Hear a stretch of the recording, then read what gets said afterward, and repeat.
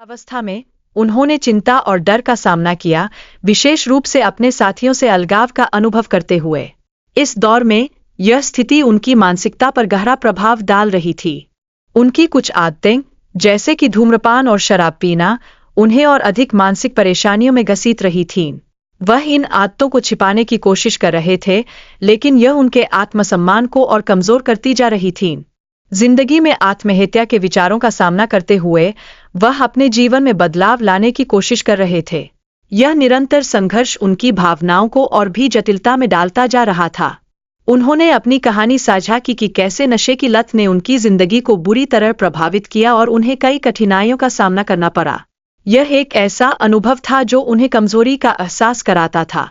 व्यक्तिगत सुधार की खोज में उन्होंने पेशेवर पुनर्वास कार्यक्रम में भाग लिया। इसने उन्हें एक नई दिशा प्रदान की, जिससे उनके जीवन में सकारात्मक परिवर्तन आया। लकड़ी के काम में उनकी रुचि ने उन्हें सृजनात्मकता के नए क्षितिज पर पहुंचाया, जहां उन्होंने आत्मसंतोष की अनुभूति की। यह एक ऐसा सफर था जो उनकी सोच को नया मोड़ दे रहा था। लकड़ी के काम के दौरान उन्हें अपनी पत्नी अन्नी से मिलने का अवसर मिला, जो उनके जीवन का एक अनिवार्य हिस्सा बन गईं। इस रिश्ते ने उन्हें एक दूसरे के लिए प्रेरणा का स्रोत बना दिया। मैंने अपने अंधेपन को स्वीकार किया है और इसे अपनी पहचान का एक अनिवार्य हिस्सा बना लिया है, जिससे मुझे अपने जीवन में स्थिरता और शांति मिली है।